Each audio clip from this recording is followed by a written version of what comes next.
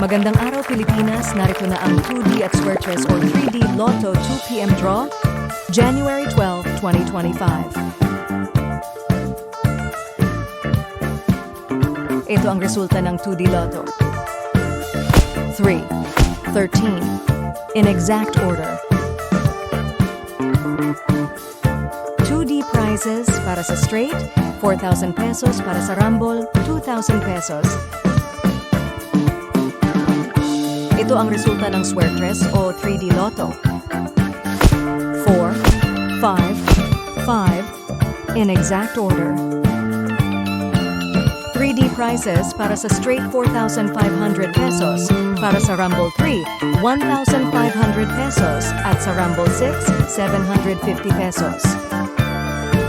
Kung ikaw ang maswerteng mananalo sa 2D or 3D, may plano ka na ba kung paano gagamitin ang pera? Please share your ideas sa comment section para maging gabay at inspirasyon sa iba.